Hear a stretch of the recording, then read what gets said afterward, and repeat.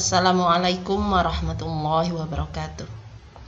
Mudah-mudahan anak-anak ibu dalam keadaan sehat walafiat dan selalu dalam lindungan Allah Subhanahu wa Ta'ala.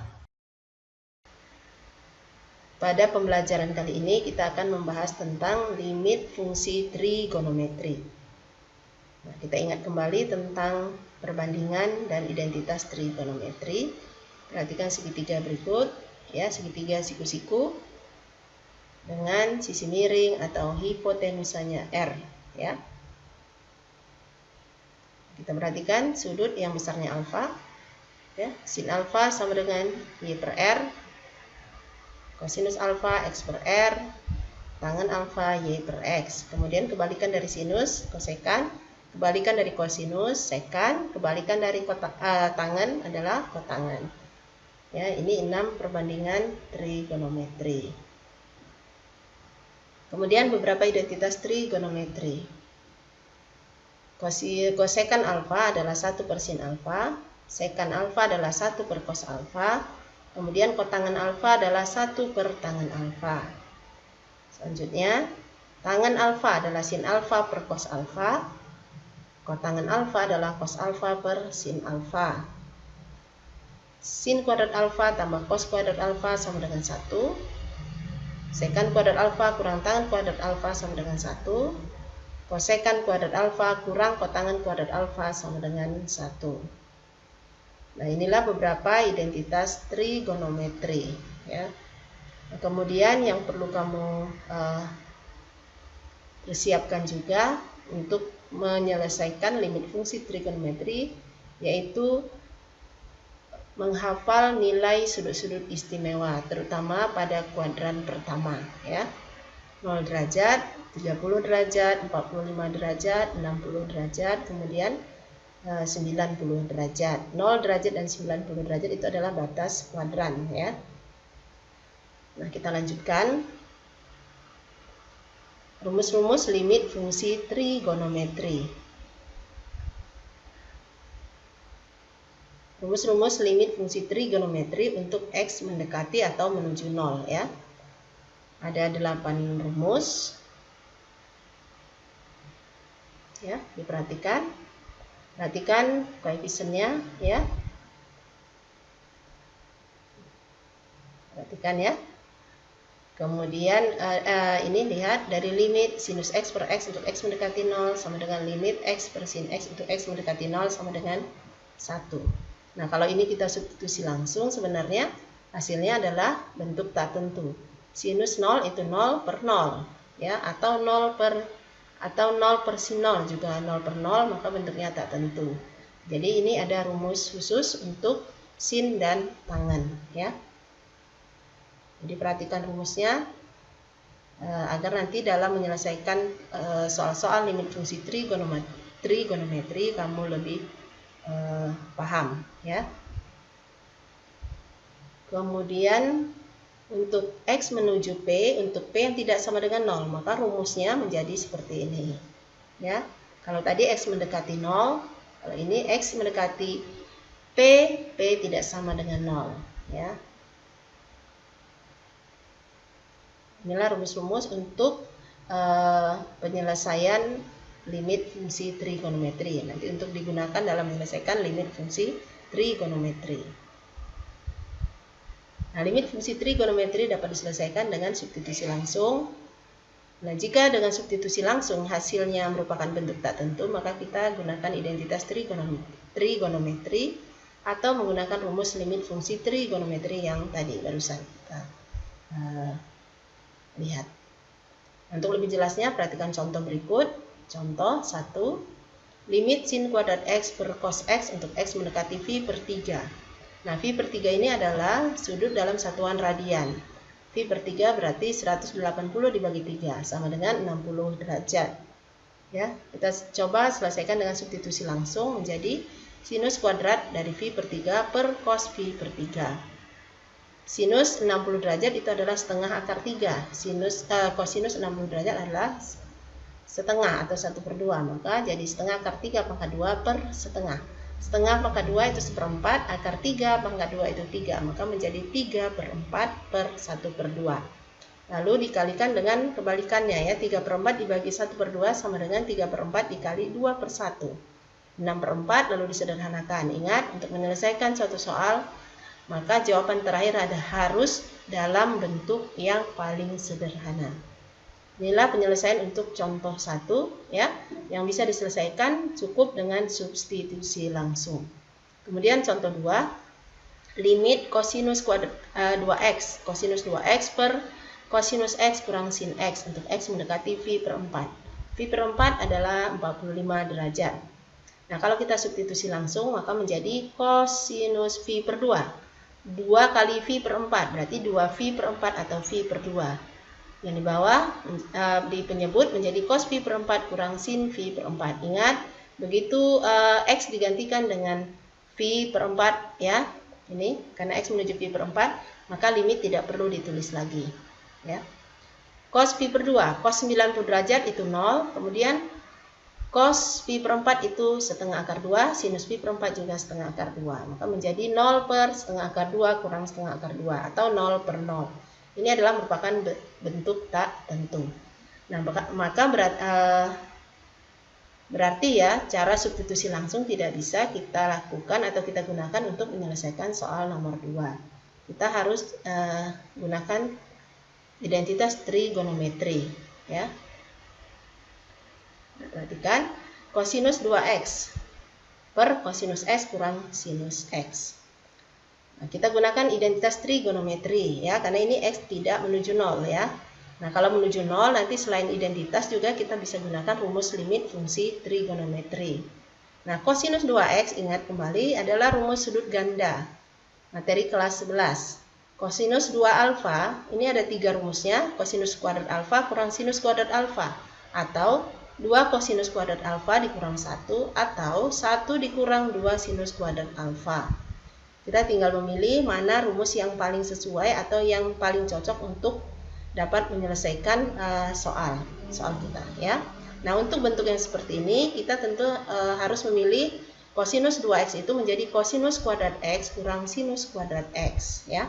Karena penyebutnya ini ya, penyebut cos x kurang sinus x merupakan faktor dari kosinus kuadrat x kurang sinus kuadrat x. Ingat bentuk a kuadrat kurang b kuadrat yang bisa difaktorkan menjadi a kurang b kali a tambah b. Maka jadinya seperti ini. A kurang b, a tambah b per a kurang b. Jadi a-nya di sini kosinus x, b-nya adalah sinus x ya. Lalu faktor yang sama kita bagikan, maka hasilnya limit cos x tambah sin x untuk x mendekati v/4. Lalu kita substitusikan v/4. Nah, seperti ini. Hasilnya setengah akar 2 tambah setengah akar 2. Di sini akarnya jenisnya sama, akarnya sama, kemudian bilangan di bawah tanda akarnya juga sama, maka bisa kita jumlahkan. Setengah tambah setengah 1 akar 2 cukup ditulis akar 2 saja. Ya. Nah, inilah penyelesaian untuk contoh nomor 2. Kita lanjut contoh 3. Limit tangen 14x per 7x untuk x mendekati 0. Nah, jika ini disubstitusi langsung, maka hasilnya adalah tangen 14 kali 0. 0, tangen 0 nilainya 0, kemudian 7 kali 0, 0. Maka hasilnya adalah 0 per 0. Dan itu merupakan bentuk tak tentu. Nah, kita langsung saja ke penggunaan rumus limit fungsi trigonometri. Kita tulis seperti ini dulu ya. Nah, karena di sini ada tangen 14x, maka kita kalikan 14x per 14x dan pengalinya ini bernilai 1 ya. Kemudian kita pasangkan. Nah, perhatikan berdasarkan rumus limit fungsi trigonometri yang terdahulu tadi ya, yang sudah Ibu sampaikan tadi sebelumnya.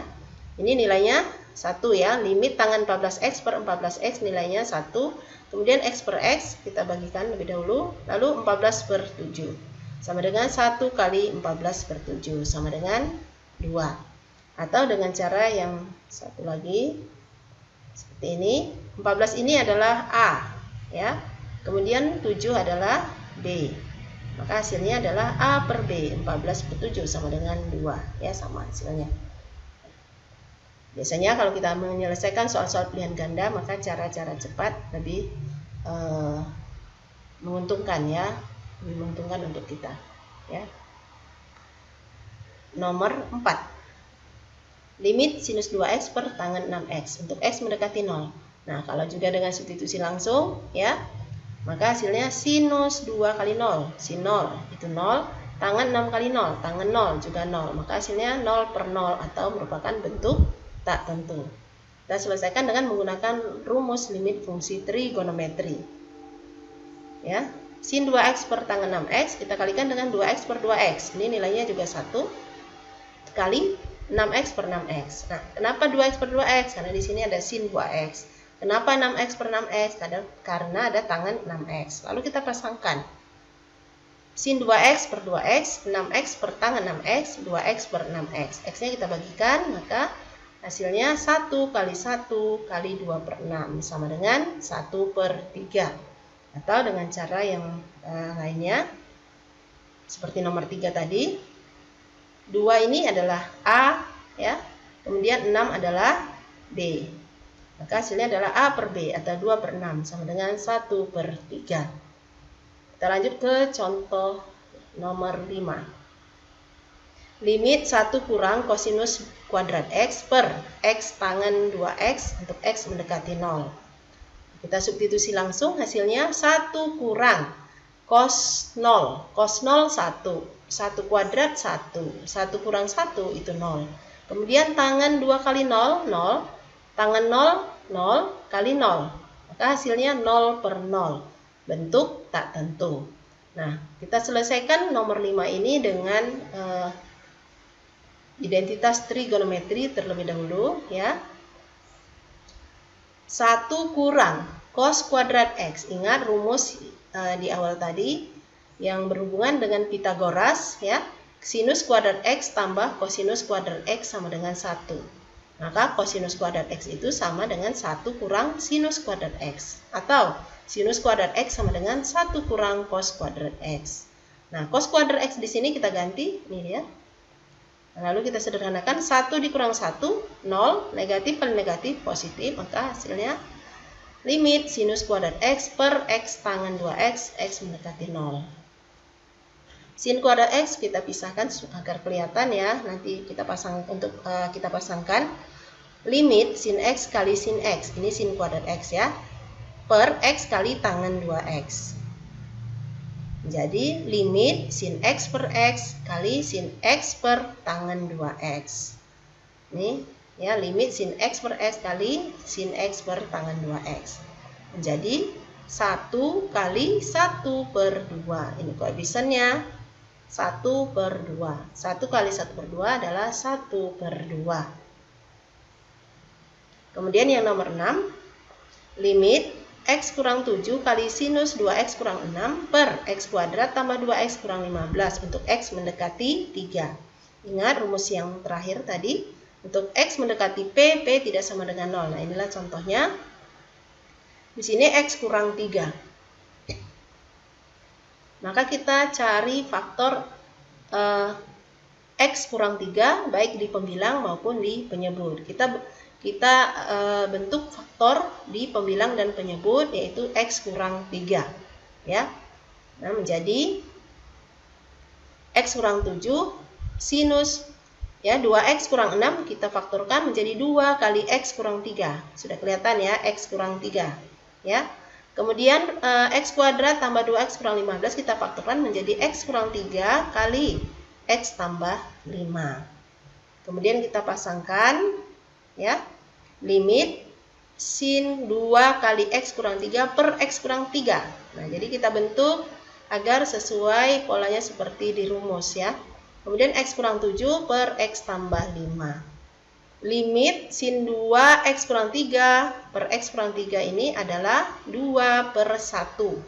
Karena koefisien yang di atas 2, di bawah 1. 2 per 1 kali, kemudian kita substitusikan X dengan menjadi 3 kurang 7 ya, seperti ini ya, 2 kali 3 dikurang 7 per 3 tambah 5. 3 dikurang 7 negatif 4, negatif 4 dikali 2 negatif 8, kemudian 3 tambah 5 8, maka hasilnya negatif 8 per 8 atau sama dengan negatif 1. Inilah jawaban dan penyelesaian untuk contoh soal nomor 6. ya.